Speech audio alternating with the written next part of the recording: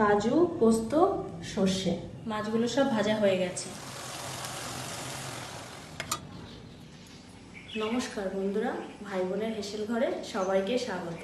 আমি জলি। আজ আমি আপনাদেরকে দেখাবো পাবদা মাছের একটা রেসিপি। আজ আমি বানাবো সর্ষে পাবদা। চলুন দেখে নিই আমি সর্ষে পাবদায় কি কি উপকরণ রেখেছি। আমি এখানে নিয়েছি পাবদা মাছ। মাছগুলোকে আমি আগে থেকে কেটে ধুয়ে পরিষ্কার করে রেখেছি। কাজু, পোস্ত, সর্ষে, কালো জিরে, শুকনো লঙ্কা, টমেটো, কাঁচা লঙ্কা, আদা, ধনেপাতা কুচি। প্রথমে মাছে আমি লবণ, হলুদ গুঁড়ো ও সামান্য একটু সর্ষের তেল মাখিয়ে রাখবো। 10 মিনিটের জন্য মাছটা আমি ম্যারিনেট করে রেখে দেব। মাছটা 10 মিনিট ম্যারিনেট করা থাকলো। ততক্ষণে আমি কাজু, পোস্ত, সর্ষে আর টমেটো, কাঁচা লঙ্কা, আদা এগুলো আমি পেস্ট করে নেব। সব উপকরণগুলো আমার পেস্ট করা হয়ে গেছে। এখন আমি রান্নাটা শুরু করব। মাছগুলো ভেজে নেওয়ার জন্য কড়াইতে তেল দিয়ে দিলাম।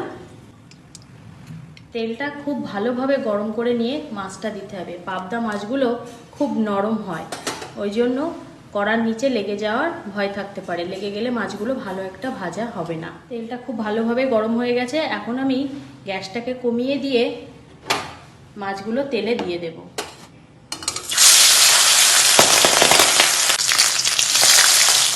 গ্যাসটাকে মিডিয়াম আঁচে রেখে আমি আস্তে আস্তে করে মাছগুলোকে ভালোভাবে ভেজে নেব।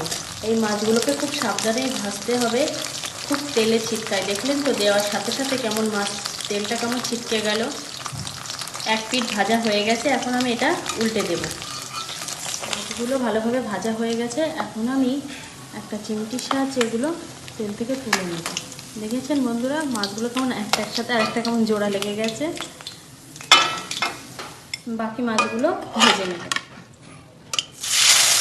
মাছগুলো সব ভাজা হয়ে গেছে। এখন আমি তেলের মধ্যে কালো জিরে ও শুকনো লঙ্কা ফোড়ন দিয়ে দেব।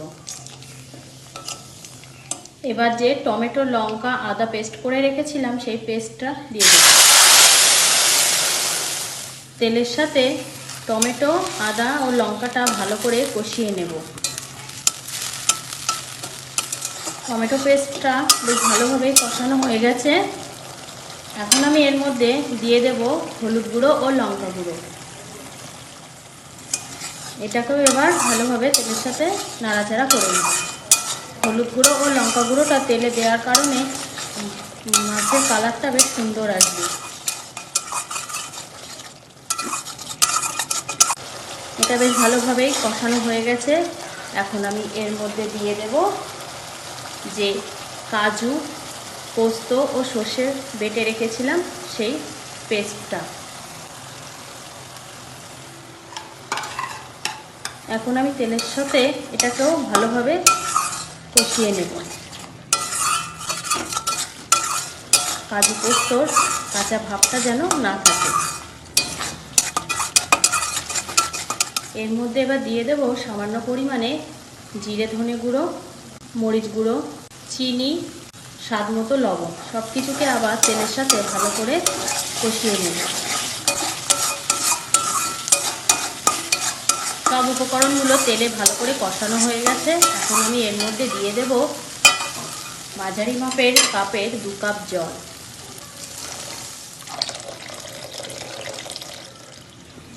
এবার আমি ঝোলে দিয়ে দেব সামান্য পরিমাণে হলুদ গুঁড়ো আর লবণ।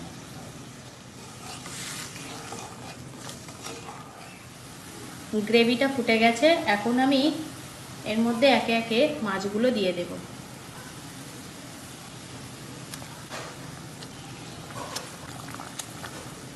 এবার আমি 10 মিনিট গ্রেভির সাথে মাছটা ফোটাবো।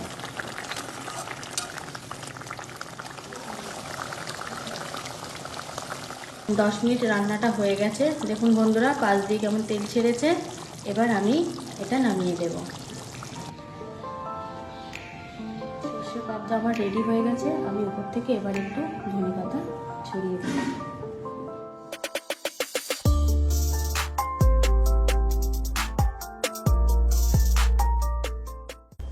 তাহলে বন্ধুরা, আজ আমার ভিডিওটা কেমন লাগলো অবশ্যই লাইক ও কমেন্ট করে জানাবেন, একটু শেয়ার করে দেবেন, আর এমনই নিত্য নতুন রান্নার আপডেট পেতে হলে অবশ্যই আমার পেজটিকে ফলো করবেন।